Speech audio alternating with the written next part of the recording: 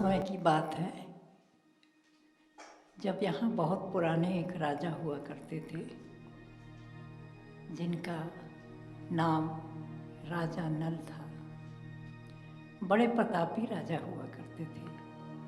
उनकी रानी का नाम रानी दमयंती था।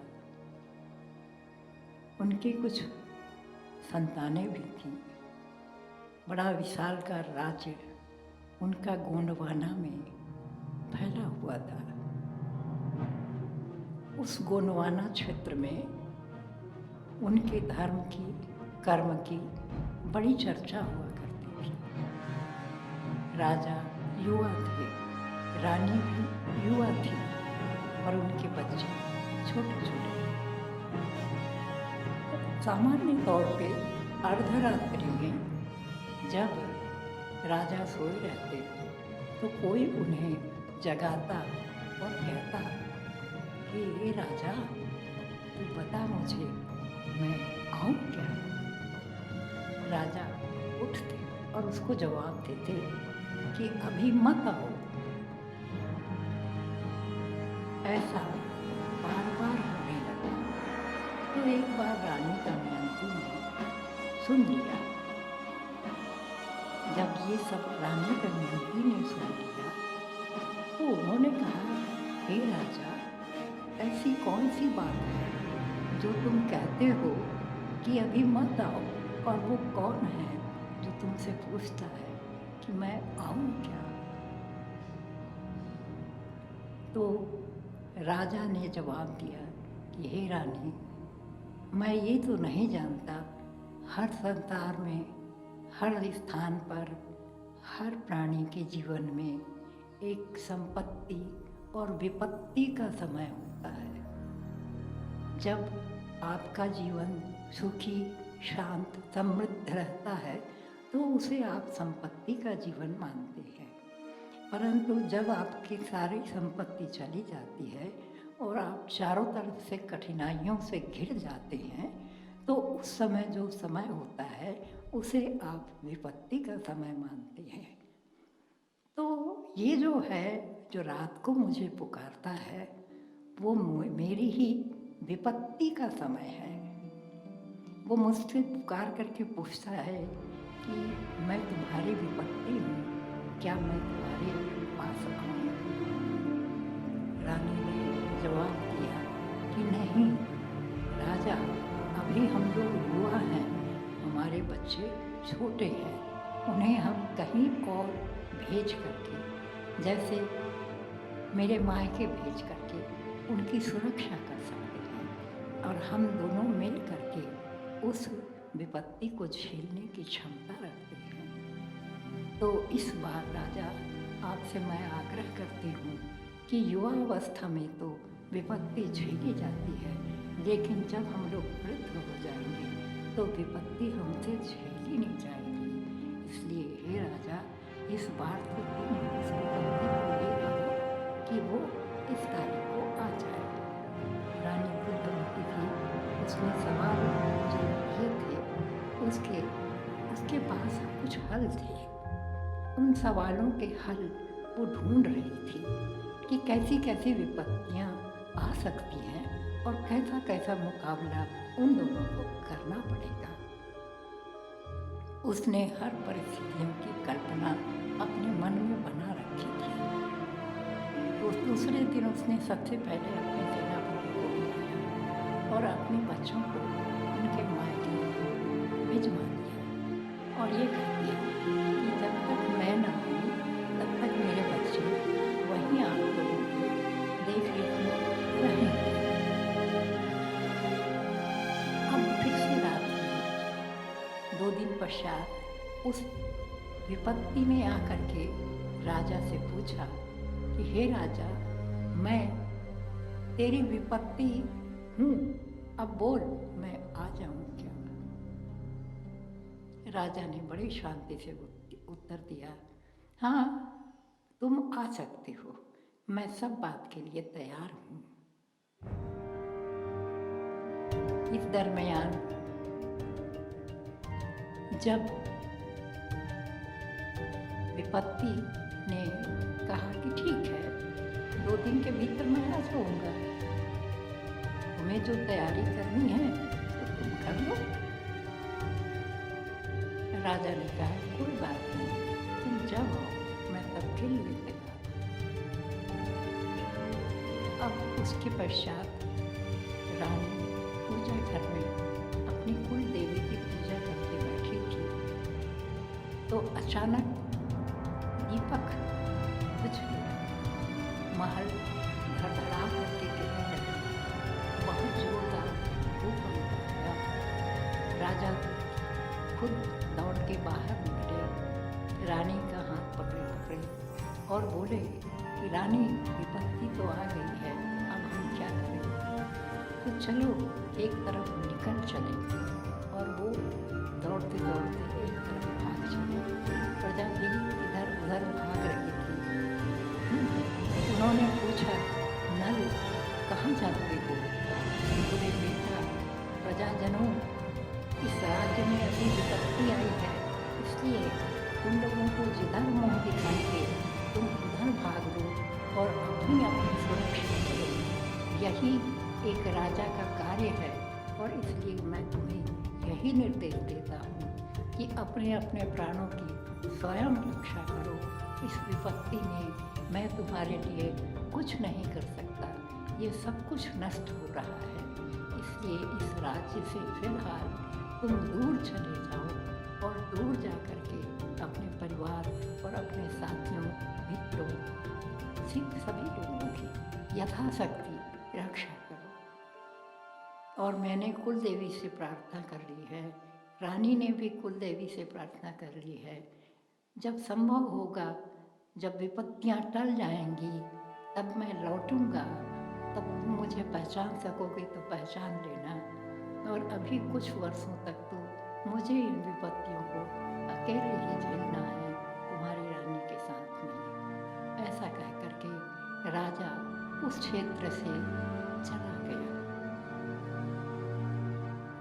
अब चलते चलते चलते चलते राजा घने जंगलों से होते हुए भूख से, प्यास से तड़फड़ा रहा था।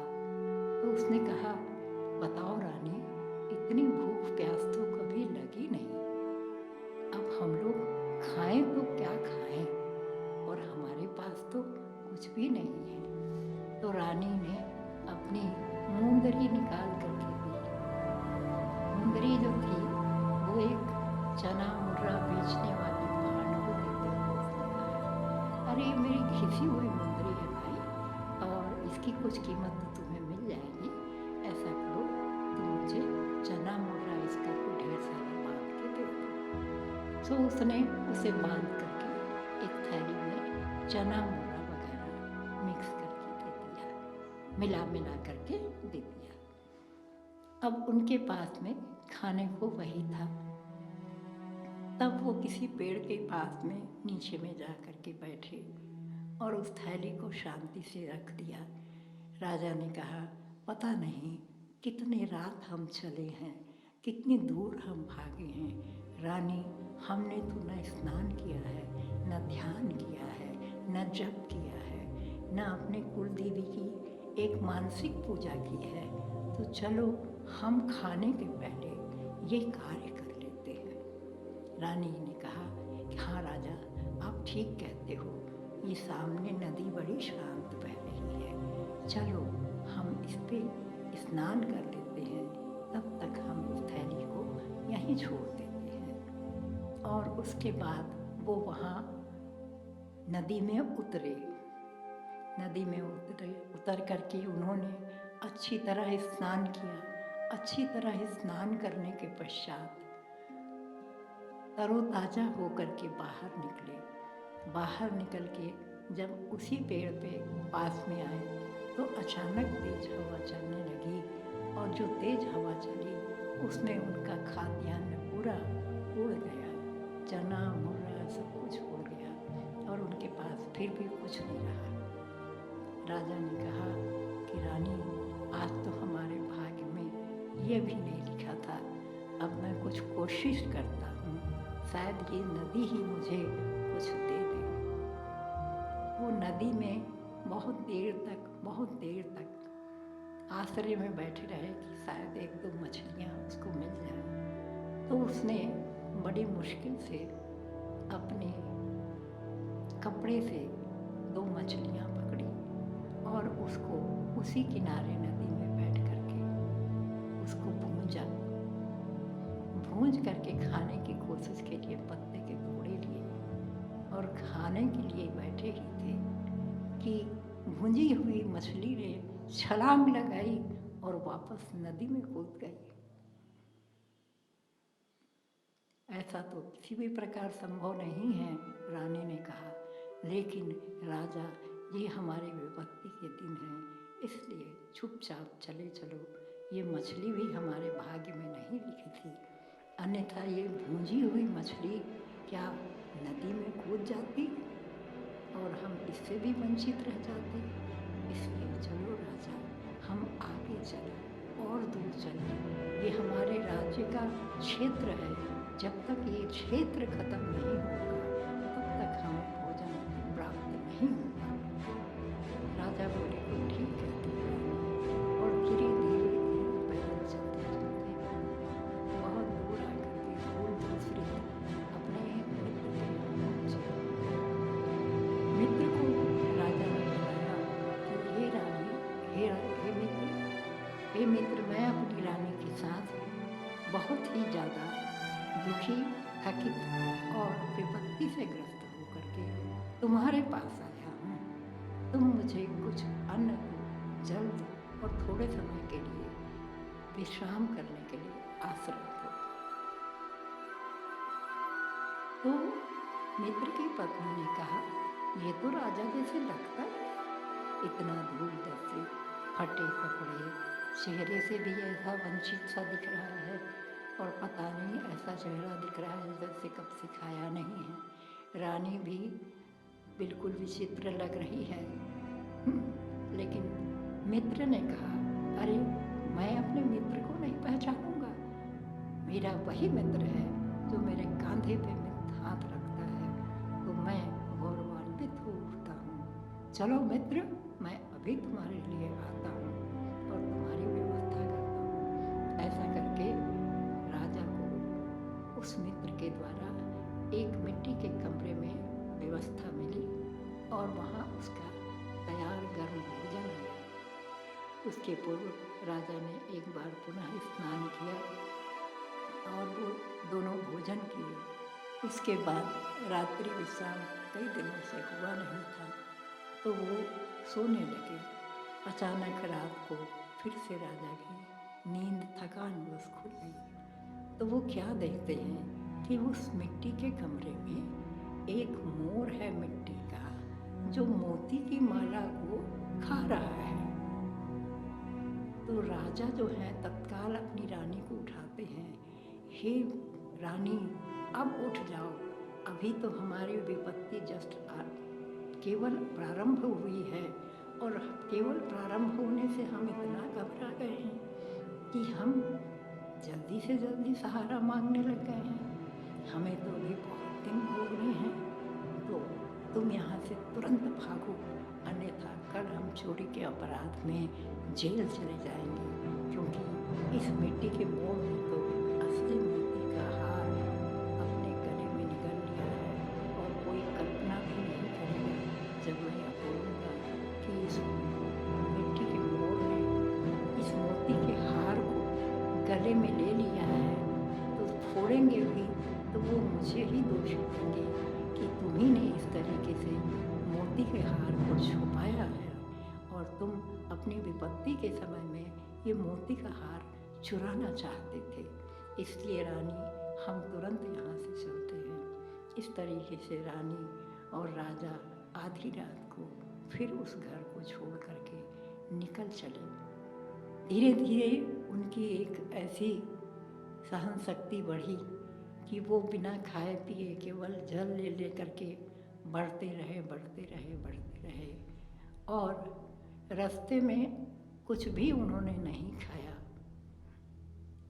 एक आम का पेड़ मिला। उस आम के पेड़ में बहुत से आम रखे हुए थे लगे हुए थे, मीठे मीठे, रसीले। तो रानी ने प्यास में कहा, हे राजा, इस आम के पेड़ से कुछ आम पहले प्रेम पूर्वक मांगो, और यदि वो दे दे तो हम उसे काट के खाएं। तो राजा ने प्रेम पूर्वक, हे वृक्ष, तुम मुझे कुछ आम के फल दो तो मैं उससे अपनी भूख मिटा लूँ। उसी समय कुछ आम के फल पके हुए टपक रहे थे, उनके पास टपक गए। उन्होंने उस आम के फल को एक चाकू कमर में जो राजा की बंधी हुई थी उससे चीरा लगाया, फांके बनाई और एक पत्ते में रख के रानी को दिया। जैसे ही रानी ने उसको उठा करके खाने की कोशिश की, सारी फांकें उस आम में जुड़ गईं और आम फिर से उड़ करके पेड़ में लग गया। ऐसा ही राजा के साथ हुआ। इसका मतलब ये था कि राजा को उस समय भी भोजन प्राप्त नहीं होना था। राजा थक करके खड़ा हुआ, रानी, मेरे राज्य की सीमा बहुत बड़ी है, तो जितना कष्ट भोग सकती है अब तुझे भोगना ही होगा, क्योंकि तूने ही मुझसे विपत्ति को बुलाने की सलाह दी और मैंने बुलाया। रानी दमयंती ने बड़े ही आत्मविश्वास के साथ जवाब दिया, राजा, मैं तो नहीं आ रही, तुम क्यों हार रहे हो? ये भला कोई बात हुई कि अगर हमें 15 दिन 20 दिन भोजन न मिले तो हम मर जाएंगे? हम तो पानी पी करके और हवा खा करके इतना दिन जी लेंगे। चलिए कहीं हम आगे चलते हैं, कहीं न कहीं हमें कुछ न कुछ मिलेगा। अब चूँकि राजा पानी पीते रहते थे, पानी काफ़ी पीते रहते थे, तो उनका पेट पानी से फूल गया था। रानी का भी पेट पानी से फूल गया था। वो एक पेड़ के नीचे दोनों रास्ते में सो रहे थे, तो एक काला नाग सर्प चला आया और उस काले नाग सर्प ने राजा नल से प्रार्थना की कि हे राजा नल, मैं बहुत प्यासा हूँ, तो मुझे पानी दे दे। बोले, भैया, मेरे पास तो यहाँ न तो कोई बर्तन है न पानी है, मैं तुझे कहाँ से पानी पिलाऊँ? तो नल राजा को नाग ने जवाब दिया कि हे राजा, तेरा बस चले ना तो तेरे मुंह से मैं प्रवेश करके तेरे पेट से पानी पी सकता हूँ। तू राजा है, अपना मुंह फाड़, मैं तेरे भीतर जाऊंगा और तेरे पेट से उस पानी को पीऊंगा। राजा बड़े उदार हृदय के थे, जो होना होगा देखा जाएगा, यह करके उन्होंने नाग को इजाज़त दी कि ठीक है, तुम मेरे मुंह के रास्ते मेरे पेट में जाओ और वहाँ से पानी पी करके वापस आ जाओ। राजा जो मुंह खोला तो नाग बड़ी शांति से उसके पेट में प्रवेश कर गया और पेट में प्रवेश करने के बाद उसने पानी पी लिया। पानी पी करके जब वापस उसने निकला तो उसने राजा की उंगली में काट दिया। तब राजा ने उस नाग से कहा कि हे नाग, मैंने तो दया करके तुम्हें पानी पीने की इजाज़त दी और तुमने तो मुझे काट दिया, अब तो मेरी मृत्यु निश्चित है। तो नाग ने कहा, मेरा विष तो इतना पतला हो चुका है राजा तेरे पेट के पानी से कि ये तेरे को असर नहीं करेगा। इसमें तेरा जो पूरा नारा रंग है ना, जो तो राजा दिखता है ना, उससे तो काला हो जाएगा, परफेक्ट काला, पूरी तरह काला हो जाएगा, पूरी तरह। और पूरी तरह काला होने के बाद कोई तुझे पहचान नहीं कि तू राजा नल है। यहाँ से तेरी विपत्ति की सीमा समाप्त हो गई है, इसलिए ये मत समझना कि मेरी तुझसे कोई दुश्मनी है। मैंने तो तुझे इसलिए काटा कि तू काले रंग के ऐसे व्यक्ति की तरह हो जाए जिसे कोई तुझे पहचान ही न सके कि तू वास्तव में राजा था। और वास्तव में एक राजा होना क्या होता है, राजा के सारे लक्षण मैंने मिटा दिए हैं, कोई तुझे न पहचाने, ये तेरे लिए कितनी अच्छी तुझे रोजगार मिलेगा, तुझे रोटी मिलेगी, तुझे काम मिलेगा। तो बोली वो तो ठीक है, पर ये तो बताओ कि मेरी पत्नी का क्या होगा। तो बोले तुम्हारी पत्नी की हालत भी तुमसे कोई अच्छी नहीं है। ये आधी साड़ी फाड़ करके तुम्हें मछली पकड़ने को दी थी ना, तो ये आधी साड़ी लपेटे अब तक बैठी है। ये जाएगी अपने मायके, वहाँ कुछ बर्तन झाड़ू का काम करेगी, इसको भी कोई नहीं पहचानेगा। तो जब इसको भी कोई नहीं पहचानेगा तो इसकी भी रक्षा हो जाएगी और तुम्हारी भी रक्षा हो जाएगी। जब वक्त आएगा तब फिर तुम दोनों एक दूसरे से मिल सकोगे। अब ये बात यहाँ तक जो नाग और राजा की चल रही थी, रानी दमयंती गहरी नींद में थी, वो सो रही थी, वो कुछ भी नहीं सुन रही थी। और जब वो कुछ भी नहीं सुन सकती थी तो सवाल ही नहीं उठता था कि राजा उसको छोड़ के भाग न जाए। राजा चुपचाप अपनी आधी रात को रानी को छोड़ करके पेड़ के नीचे छोड़ करके चला गया। जब रानी जागी तो उसने देखा कि राजा तो कहीं नहीं दिखाई दे रहा है। कारण ये था कि यदि राजा को रानी देख भी लेती तो स्वयं रानी भी राजा को पहचान न सकती कि ये वही राजा है जिसके साथ उसका विवाह हुआ था। इसलिए राजा का भागना बहुत जरूरी था। तो राजा भाग करके एक दूसरे राज्य में पहुंचे और उन्होंने कहा कि भाई राजा साहब, मैं काम ढूंढ रही हूँ, मुझे कुछ काम दीजिए। तो बोले तुम क्या काम कर सकते हो? बोले मैं घोड़ों की देखभाल कर सकता हूँ, सारथी का काम कर सकता हूँ, मैं सारथी ही हूँ, तो मुझे आप काम लगा दीजिए। तो जो राजा थे उन्होंने कहा कि ठीक है, कोई बात नहीं, तुम्हें यहाँ पर भोजन मिलेगा, आवास मिलेगा और तुम्हें खाने को मिलेगा। धीरे धीरे राजा उसके सारथी के काम में लगे रहे और इधर रानी अपने मायके में नौकरानी बने काम करते रही।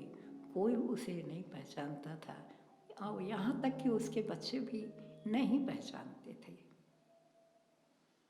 विपत्ति के दिन बीत रहे थे और बीतते बीतते जब उस राज्य में, जिस राज्य का राजा नल था, उस राज्य में थोड़ी सुख संपदा लौटने लगी तो राजा जन को ढूंढने के लिए प्रजाजन व्याकुल हो उठी और प्रजाजन पूछने लगी एक दूसरे से कि ये बताइए, हमारे राजा को किसने देखा है? आखिर हमारे राजा कहाँ चले गए? हमारे धर्मात्मा राजा, हमारे पुण्य प्रतापी राजा, जिनके प्रताप से हम इतनी बड़ी विपत्ति से बच सके, उस राजा की खोज में हम भटक रहे हैं और वो राजा हमें नहीं मिल रहा है। पहले तो हम उनका महल वापस बना लें और वापस बनाने के बाद उनके खोज में हम हर दिशा में उनके सेनापति, उनके फौजी लोग सबको भेज दें। वो हमारे राजा को खोज के लाए कि आखिर वो अभी तक कहाँ छुपे हुए हैं। वो हमारी रानी को खोज के लाए और सेनापति तो अब उनके बच्चों को मायके पहुँचा है, तो उनके बच्चे तो निश्चित रूप से रानी दमयंती के मायके में बड़े हो रहे होंगे। पता नहीं वो कितने बड़े हो गए हैं। ऐसा करते करते चारों तरफ धूम मच गया। राजा को खोजने के चक्कर में लोग घूम रहे थे और काफ़ी समय स्वयं राजा को पता नहीं था। वो सारथी के काम में इतना व्यस्त हो चुके थे कि वो रानी की भी उनको याद नहीं आती थी। वो अपने आप को भूले समान हो गए थे। वो बिल्कुल नहीं सोचते थे कभी मैं राजा था। वो यही सोचने लगे थे कि मैं एक मामूली सारथी हूँ और यहाँ मैं नौकरी करता हूँ और उस नौकरी के पढ़ नहीं जाता, कुछ मुझे वस्त्र मिल जाते हैं,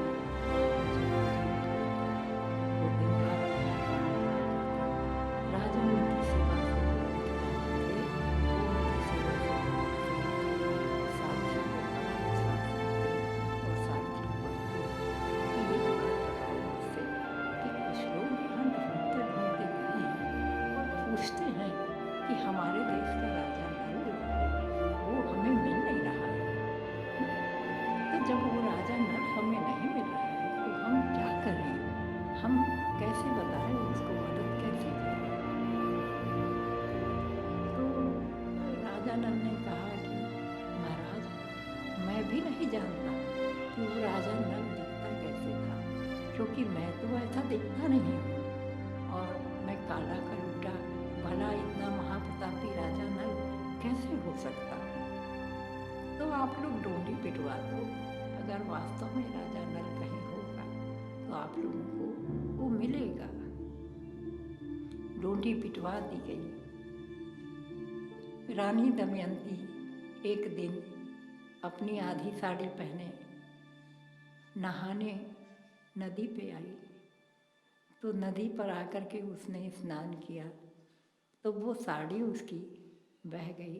धोबन ने कहा कि भाई तेरी साड़ी तो मैं बहा डाली, ले तू दूसरी साड़ी ले कह के, तो उसे उसने बनारसी साड़ी दी। यही साड़ी तेरे लिए आई है नदिया से। तो रानी ने चुपचाप उस साड़ी को पहन लिया और जब वो उस साड़ी को पहन करके अपने मायके में प्रवेश की तो सब लोग पूछने लगे, अरे दमयंती तू इतने दिन कहाँ थी और इतने दिन बाद अपने बच्चों को देखने आई। तो दमयंती की पहचान उस साड़ी से हो गई। दमयंती का चेहरा दमकने लगा। वो स्नान करके उस पवित्र नदी उस स्नान के पश्चात जब दमयंती की पहचान तो उसने कहा कि राजा ने तो मुझे छोड़ दिया था एक पेड़ के नीचे, अब एक पेड़ के नीचे से मैं भटकते भटकते यहाँ आकर के थी, लेकिन कोई मुझे पहचान नहीं रहा था। आज भगवान की देवी की कृपा से आप लोगों ने मुझे पहचान लिया। तो मैं आपसे यही प्रार्थना करती हूँ कि आप मेरे राजा को ढूंढ दीजिए ताकि मैं अपने राज्य में जाकर के पुनः सुखपूर्वक अपने बच्चों के साथ रह सकूं। रानी दमयंती के पिता ने खूब खोज कराने के लिए चारों तरफ लोगों को भेजा। एक दिन सारथी बने राजा नल सो रहे थे गहरी नींद में और उन्हें किसी ने स्वप्न में पुकारा, हे राजा नल, तूने अपनी परीक्षा दे ली, अब मैं आ रहा हूँ। राजा नल उठ के बोले, भाई अब क्यों आ रहा है, अब तो मेरा सब कुछ जा चुका है, न मेरे पास मेरी पत्नी है, न मेरा राज्य है, न मेरे बच्चे हैं, न मेरी प्रजाजन है, मेरी सेना नहीं है, मैं सारथी की नौकरी करता हूँ और दूसरों को दिया हुआ अन्न जल खा के जिंदा हूँ, तो अब तो क्यों आ रहा है। बोले, राजा अब तो मैं तुझे ये बताने आ रहा हूँ कि तेरी विपत्ति के दिन चले गए हैं, विपत्ति के दिन आ गए हैं। अच्छा, वो कैसे। तो एक नाग पुनः प्रकट हुए, वो उसकी उंगली से आके चिपक गया और उसका सारा विष उसने चूस लिया। राजा का रंग स्वतः परिवर्तित हो गया और राजा पूर्ववत दिखाई पड़ने लगे। दूसरे दिन सारथी ने जाकर के अपने मालिक राजा को प्रणाम करके कहा कि हे राजा, मैं आपके राज्य में इतने दिन तक नौकरी किया, इतने दिन तक अन्न जल पाया, उसके लिए मैं आपका बहुत आभारी हूँ, क्योंकि विपत्ति में पड़े हुए मनुष्य को जो व्यक्ति अपनी आश्रय में रखता है वो भगवान के समान होता है। इसलिए राजा, मैं अब आपको अपना परिचय देना चाहता हूँ कि मैं राजा नल हूँ, जिसको विपत्तियों के कारण ये सारी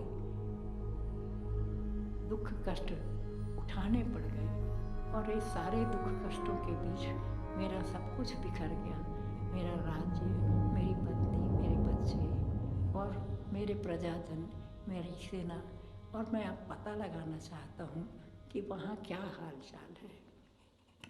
तो राजा बहुत प्रसन्न हुए और बोले, नल, आपने यदि पहले भी अपना परिचय दिया होता तो मैं आपके बातों पे विश्वास करता और आपको मैं अपने ही शरण में रखता और मैं बोले ऐसा संभव नहीं था, क्योंकि विपत्ति विपत्ति होती है और विपत्ति में कोई व्यक्ति पड़ा रहता है तो उसकी सच्ची बातों पे भी कोई विश्वास नहीं करता है।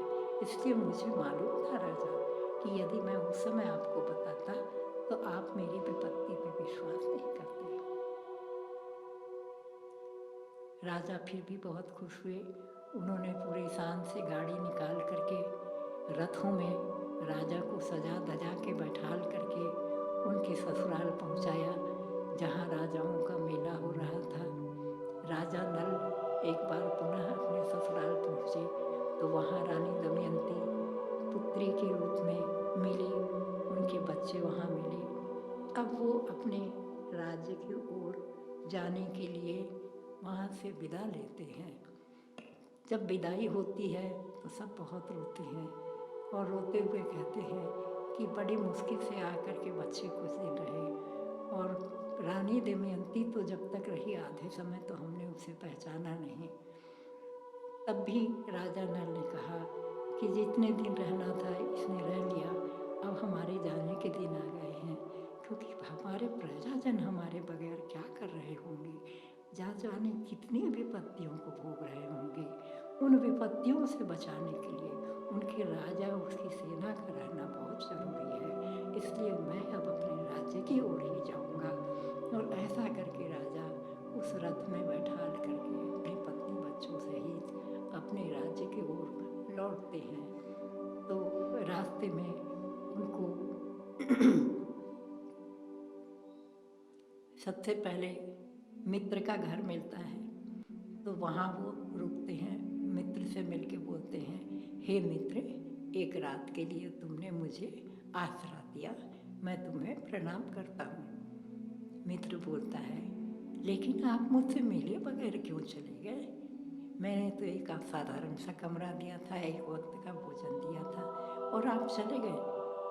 पर उससे फर्क नहीं पड़ता मित्र, बात केवल इतनी है कि उस समय तुमने मुझे पहचाना तो था कि मैं राजा नल हूँ। बाकी तो विपत्ति के समय होता ऐसा है कि लोग पहचानते भी नहीं। चूँकि तुम मेरे मित्र थे इसलिए तुमने मुझे पहचाना, इसलिए मित्र से बड़ा तो कोई होता ही नहीं है। बड़े प्रेम से मित्र ने राजा को आगे विदा किया। आगे बढ़ने के बाद वो क्या देखते हैं कि नदी के किनारे भुंजी हुई मछली रखी हुई है, उसी तरह जैसे कोई अभी अभी खाने बैठेगा। और आम के पेड़ में वैसे ही कटे हुए आम पत्ते में सजे रखे हुए हैं। मज़े की बात तो ये थी कि आगे बढ़ने पे वो चना मुर्रा तक भी उनको झोले में रखा हुआ मिलता है। जब वो आगे बढ़ते हैं तो वो भांड जो था वो भांड खड़ा होकर के हाथ जोड़ करके बोलता है, हे रानी, तूने बड़ी कृपा की, तूने अपने राज्य चिन्ह को मेरे हाथ में थमाया। इस राज्य चिन्ह को जाने कितने लोगों ने देखा और मुझसे बार बार पूछा कि ये तो रानी की अंगूठी है, वो रानी कहाँ गई, और तूने अपने रानी से अंगूठी कैसे ले ली और क्या दिया उसके बदले में। तो मैं बार बार बताती थी कि मैं तो जानती भी नहीं कि ये राज्य चिन्ह है और राज्य की मोहर मैंने कैसे ली। मैं तो उनको चना मुर्रा बसती थी और इसलिए मैं इसे संभाल के रखी हूँ, ये मैं आपको वापस करती हूँ। और इसके पश्चात उन्होंने वो मोहर वापस ले ली और मोहर वापस लेने के पश्चात वो अपने राज्य की ओर बढ़े। जब राज्य की ओर बढ़े तो चारों तरफ बाजे बज रहे थे। प्रजाजन बड़ी प्रसन्न थी, उनके राजा आ रहे हैं कह के खबर पहुँच चुकी थी। महल पूर्ववत निर्माण हो चुका था, रानी का मंदिर बना हुआ था, रानी का दीपक जल रहा था, कोई कहीं कहीं भी कोई अशांति नहीं थी। जैसे राजा के दिन के बदले जैसे राजा की विपत्ति समाप्त हुई, वैसे ही हमारे सारे क्षेत्र के लोगों की आपदा समाप्त हुई और वैसे ही सब लोग सुखी रहे। बस ईश्वर से इतनी ही प्रार्थना है।